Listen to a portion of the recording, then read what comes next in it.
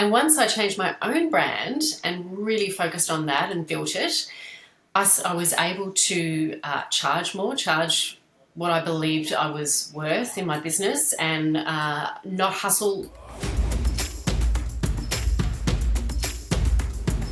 Welcome back, everyone. We're on episode 51. Now, my next guest said that personal branding allowed her to grow her business and charge the prices that she wanted.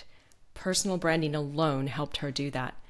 So her name is Fi Mims, and she's an expert in personal branding, but started 20 years ago in wedding photography. Not only does she now do personal branding shoots, primarily in Victoria and Melbourne, but all over the world, she offers mentoring and coaching through Shine, her membership community for women in biz, and her course, Powerful Branding Bootcamp. Fi also offers in-person workshops and events that offer education on branding, marketing, and mindset. So guys, you ready? You ready? Let's welcome Fi to the show. Welcome to the show, Fi. I'm so excited you're here. How is everything going for you? Thanks, Heather. Really great to be here. I'm having a good Friday. I'm a little bit over winter, I got to say. I'm not a winter person, and Melbourne's been very cold, but I'm doing really well. Always busy. I'm so not a winter person, and when I just look at the color of my nails in your outfit. We're so aligned today, aren't we? I love it. Guys, that's a little plug for you too. If you're listening on the audio, you have to go watch the video so you know what I'm talking about. Okay, so yes, and you have it in your glasses too. I love it. Okay, because we are going to talk a bit about branding coming up, which is what you do, and so much more. But before we get stuck into that, I always love to start with tips, some really easy tangibles that people can take with them. And so I'm going to start with those. So think about moments of stress or overwhelm growing your business or even the members in your community. What are 3 tips that you can recommend to people in those moments of stress and overwhelm to help sort of get out of them and grow their business a bit smarter? Yeah, for sure. Oh, it's such a common trigger, isn't it? I mean, I work mostly with women in business that run small businesses or entrepreneurs. And even myself, I always say I'm the biggest example of what my own clients go through. And I've dealt with overwhelm a lot over the years. I think overwhelm and anxiety, it obviously lives in our heads. That's where it begins. So one of the first things I like to do is just to get everything out on paper so it's in front of you. You've got to get that stuff out of your head to see what's really in there, because it's just that feeling of there's so much to do and there's no structure in our heads. So my first tip is just to get it all down on paper, know what you actually have to do. And then the second thing would be to prioritize what is actually really important. Because I think, again, and if I'm okay to speak mostly to women, which is my target audience, we try to do so much, and we try to do so much so perfectly. We hold that pressure over ourselves when really a lot of what's in our heads is not necessarily essential to get done. You know, we can, it can also be as running a business that you're trying to keep the kitchen clean and cook dinner, and, it's okay to not cook dinner every night and to sometimes order takeout, or to leave the house an absolute mess for a week if you're someone who usually keeps it neat. So little things like that, actually really prioritizing what actually matters and what you can actually sit on and leave. And look, my third tip would be to ask for help, to lean into support. I think, again, women really thrive when they are in a supportive community, when they have supportive partners, when they have supportive friends. And I think, we can still learn to lean into that even more. I'm very lucky. I have a very supportive partner who does all my cooking, and we clean the house together, and we split tasks. And, when I am feeling very overwhelmed, then I can lean on him more. Or I have a VA, and sometimes I try to do too much myself, and I sit back and go, well, actually, I could ask my VA to do that, because I still sometimes think, look, I have to do the work. So I think they are things that most people in business will experience or feel at one point or another. So just letting yourself know it's okay not to do everything. It's okay to let other people help you out. It doesn't take away from anything that you are doing or that you're offering in the world. It's so true. And I feel like, and yes, definitely for women, majority is asking for help is harder than it seems, than it sounds. I mean, it's such great advice. And for the women that are listening to this, and guys that are like, yeah, but how? Where? What do I ask for help for? Like specifically in business, can you think back to either something in your business where you're struggling to ask for help and how you did that? And then, what was the result of doing that? Oh, in my own business. Well, I mean, my partner is probably a good one, because when I have struggled with big decisions, I do turn to him all the time for help. And we just sit there and we have that conversation and we talk things through, and he definitely helps me make decisions in a lot of areas. But I also have an inner biz circle that I can go to if I'm really struggling with something, or I just think sometimes letting people know how you're feeling. Even this week, I've got a social media manager, and I was sort of telling her about how mentally I was feeling a little bit negative about, something that wasn't going that well in my business. And she just sort of picked me up and said, no, you've got to remember this and this and this. And I just think, just leaning into those people close to you and that know you and your business is really, really crucial. Yeah. That's really good. Yeah. God, it's such good advice. And just being more open and vulnerable and real, it's surprising how sometimes we forget that. But the second we do that, people connect with you and want to help. So yes, nicely shared. Good tips. So now I want to talk a little bit more about what you do in your business, because you, as we had a quick chat before I hit record, you are definitely doing a lot more than photography. So let's start with, I guess, what are all the things that you do? You started as a photographer, and then what's happened from there? Yeah, I started initially as a wedding photographer 20 years ago, but for the past 10, I've really focused heavily on personal branding, and especially for women in business. But I also do photograph corporates, I photograph men. I just always say that women have more fun with clothes in front of the camera. But yeah, so personal branding, and I've absolutely loved that. But I did get to a point, and look, I have a thriving business just when it comes to photography, but even pre-COVID, I was thinking, look, I really want to branch out. And there's two things I believe. One is that as a one-to-one service provider, which as a photographer I would be, you get to a plateau where you just cannot work anymore. No matter how hard you work, you're there. Unless you want to just keep increasing your prices again and again and again, you can't scale your business or grow your business. And I didn't want to just keep increasing my prices. I'm happy with where they are. I get value for what I do. So that was one thing. I knew I wanted to branch out from just photography, because I just had hit a plateau in my business where I couldn't grow any further. The second thing I really believe is that as entrepreneurs and business owners, we know so much that can help people that we don't necessarily use in our business. So I sort of was sitting around going, well, I've been in business for 20 years. I've photographed people for personal branding photo shoots for 10 years. What do I really want to do? Well, I've learned so much about personal branding. I talk to women about it all the time when I'm doing their shoots with them. What I would love to do is to actually help them post-shoot or pre-shoot. So it doesn't just stop personal branding when we go and get some photos taken, does it? That's just a small part of the puzzle, that visual brand piece. So I was feeling really passionate about wanting to help others, and especially women, build their business, focusing on their personal brand and building that through growth. So that's really what started it. And from there, I launched a membership in 2020, which helps women increase their visibility and grow their business. And then last year I launched a personal branding program, which is more an accelerated course over 8 to 10 weeks, where I take people from woe to go with their personal brand.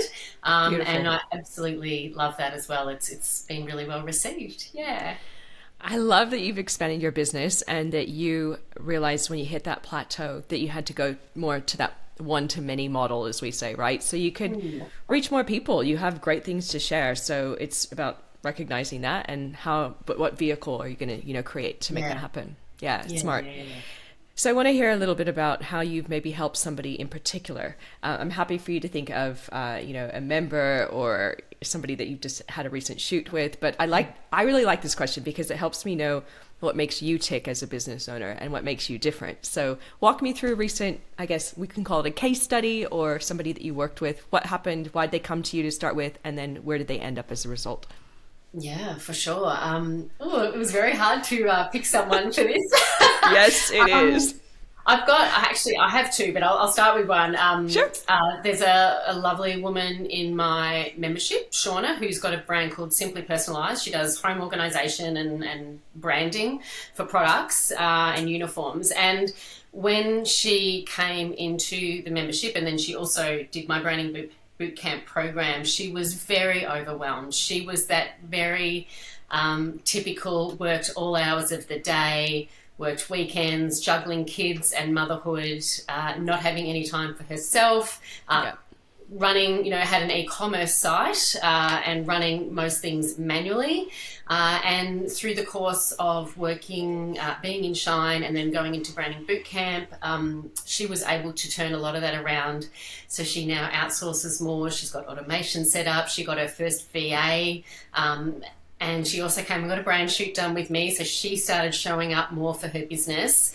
And I suppose she's the journey that I want to help women go on, very particularly women that are working too hard, that aren't leaning into things like outsourcing and automation. Because I think often as small business owners, we sit on that for too long. We just think that's for the bigger businesses, when really we're the ones that exactly should be using it because it's only us. Yeah. And just when I hear her talk now about how the fact that, she's still a busy mum like all of us, but she has time, everything's not reliant on her anymore. So that excites me. That's where I want to take people. Did you help her with the automation piece? Well, in Branding Bootcamp, we have a section where I talk about different ways you can automate. Yes. So whether that's, mostly through tools, I suppose, and just time saving. And then we also talk about outsourcing, and I talk to people in Bootcamp about, how you can outsource. Because even when it comes to outsourcing, people often don't know where to start and what to outsource. So we have, lots of questions, and there's workbooks in there which sort of help them work out, well, where should I start when it comes to outsourcing? Which at the end of the day comes down to what do you like doing or what don't you like doing, and what makes you money versus what doesn't make you money, and what is taking a lot of time versus not taking a lot of time. So it's just working out what those things are. Again, just taking that time to sit down and map it out, and then working out what is the best use of your time, and where do you make the most money, and who should be doing that work. So I didn't actually help her go and make the outsourcing or set up the automations, but definitely helped her with the tools and the motivation to make that happen. Perfect. And then she went out and found a VA. And then at that point, that's a big, important piece anyways, is believing that you can outsource and knowing what to outsource. So helping people work that out is huge. Yes, absolutely. Yeah. Well, I want to talk a little bit about branding, because that is definitely what you do. And could take this conversation different levels, but I think I'd like to start with some tips or some ideas on personal branding. If somebody were sitting here listening to us and going, Fi, I'm curious, what is personal branding? What should I do? Where do I start with it? Yeah, great question.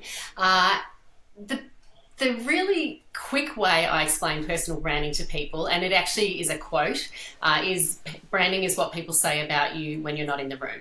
So it's that feeling that your business evokes in people, and it's when the name of your business comes up, or when you come up in conversation, what are people actually thinking about you? And we would all have experiences of brands that we maybe love or don't love, that when we hear about them, they evoke that emotion in us, or that feeling, or that memory. So it's creating that perception. So that's why we say it's so important to take control of your brand, because if you don't, you're letting people basically make up their own minds. You have to basically work out, what does your brand stand for? And that entails so much in itself. Your brand includes your values, your vision and your mission. And then where I normally start with people when we do branding bootcamp is just working out, what drives you. We call it your purpose, but what is the real driver behind you? Because these days, conversions really come through connection in business. Yeah, they don't come through sales language.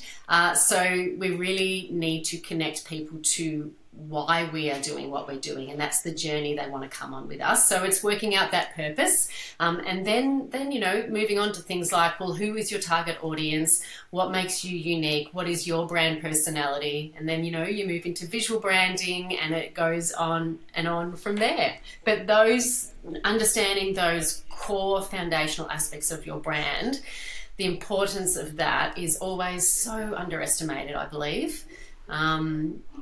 And probably within my membership and even boot camp, one of the most common questions I'm finding that is continually coming up in our discussions is it's not just how do I sell, but it's how do I find my clients, and it's because I think people haven't done that work on, well, who exactly is my ideal client?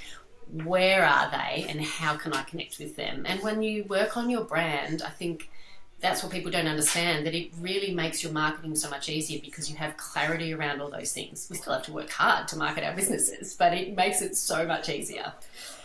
I want to talk to you about brand personality a little bit, because I know that this term is thrown around quite a bit. And I'd like, if you won't mind, to share some examples of brand personality and what is that and how do you start to work on that for your business? Yeah, sure. Again, if you want a really quick sort of shortcut way to think about it, because I say if your brand was a person, how would you describe them? Yeah, which I'm sure a lot of people use that. It's just such an easy way to think about it, and it takes a lot of the overwhelm away. And what do you want your audience to feel? I mean, it has to be authentic, and most of us in small business, we are our personal brand. So trying to be, for me, trying to go out there and be a sassy, sexy brand. I got my words mixed up. Yeah. Would not work because that's just not me. I'm encouraging, I'm energetic, I'm, different things. But how do I want to show up that feels authentic, but how do I want to make my audience feel?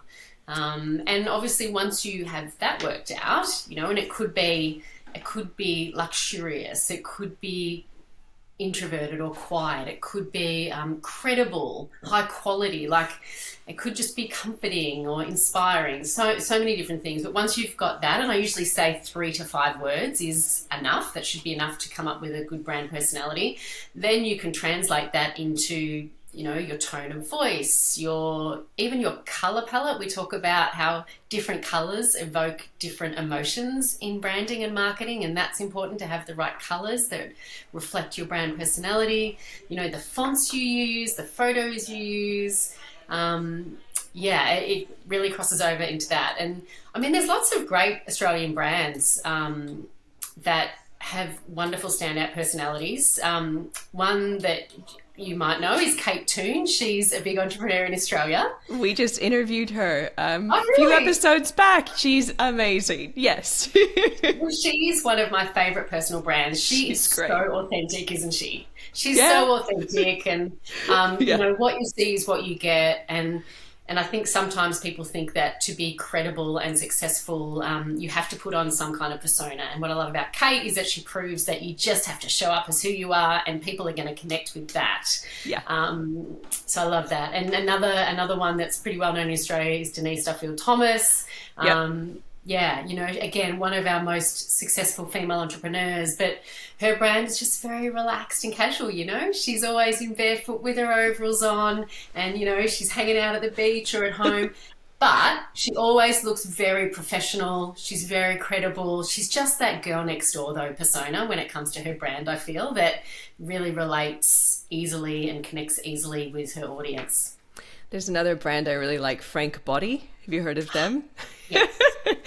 So the way I understand it is 2 female founders. They created a fictitious voice, Frank, and Frank's very cheeky. Yes. and the way the brand talks and says, I want to, before the end of this, before the end of this social post, I'm going to get you naked in the shower. By the way, guys, they sell coffee scrubs, so it makes sense. They often come up, don't they, in brand examples? They're really good. That tone of voice is fantastic. And humour works so well with people too, doesn't it? It really is awesome for connection. Totally does. And I think what I'm hearing you say is it's completely okay to be yourself. There's a time in my previous life where I worked for the speaker Tony Robbins, and I can't tell you how many times people would come up and say, I want to be the next Tony Robbins, or I want to be the next Oprah Winfrey.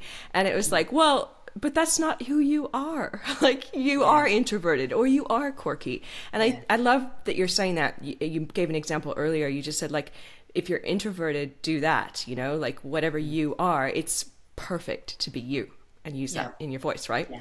Yeah, absolutely. And, you know, you will attract exactly the right person for you if you show up as exactly who you are in that way as well. Because if you're an introvert and you're marketing yourself differently and you get all these extroverts, what are you going to do? You're going to completely get overwhelmed and freak out. How am I going to work with these people? Oh my God, I love it so much.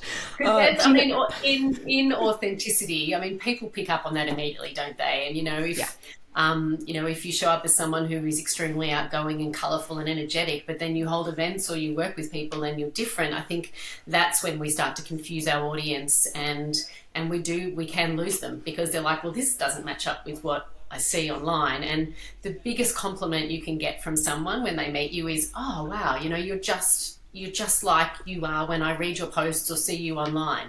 That's what we want to aim for. So you guys, yes, so good. Really beautiful advice. And before I move on to another question with you, you're just making me think of a time where I love kindness. Kindness is one of my number one values in my business and everything, how I live my life. And I remember somebody told me, like, you need to stop being so nice to everyone.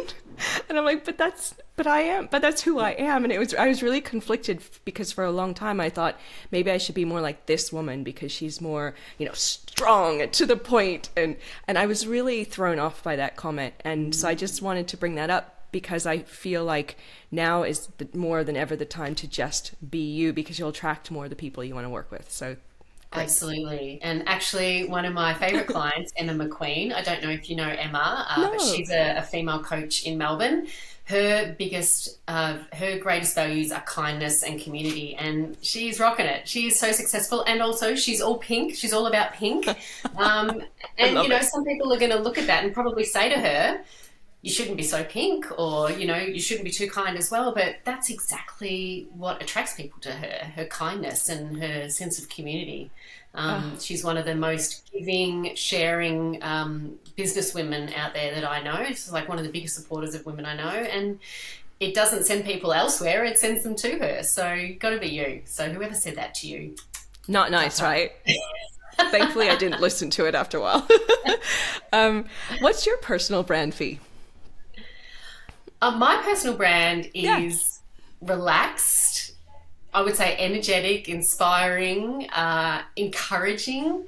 And that's probably mostly the feedback I get, well, from my branding shoots, but also from my membership women as well. I often say that, the membership is a little bit, I don't know, it's hard to put a phrase on it, but they say it just feels different to other memberships where it's just very quietly encouraging and supportive and loyal. And I think that's me. I'm a Virgo. I think Virgos are known to be very loyal and supportive.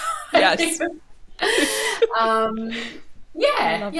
But inspiring as well. And when I'm on shoots with people, I just, I like to have good energy. So I think that's good, but without being extroverted. Yeah, no, that's cool. I'm picking that up from you. Let's talk visual identity. So what's your visual brand that you have personally? My visual brand is, well, actually, I'm in the middle of a rebrand now. So, cool. Gosh, this is embarrassing for a brand person. But if you go to my social media, I rebranded about 3 months ago. I used to be it probably matches the words I just spoke about. It was a gold logo with a light blue, black and white palette.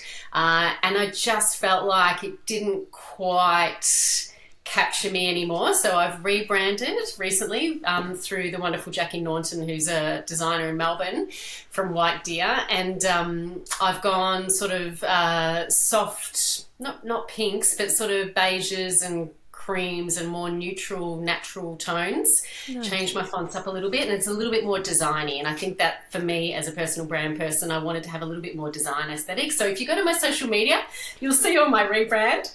And my website is about a week away from launching with all the new rebranded colors, because I tell you what, redoing your website, man, is that a task or what? Oh, it's a task. It's everyone goes in thinking it'll be done in a month, but yeah, yes, yes. Which is great, you guys, because by the time this episode's actually out, your site should technically be up and live, so people can have to check be it out. now, isn't it? It's going to have to be. I know, right? Hey, you have about 5 weeks from the time I record this till it goes out, so that's your deadline. Yes. Oh gosh, if I don't make it in 5 weeks, I'm going to quit. I know, right? Oh my God. So let's talk a little bit back to overwhelm, stress, those moments. And I'd like to hear from you a ritual, a tool, an app, an idea, anything that you use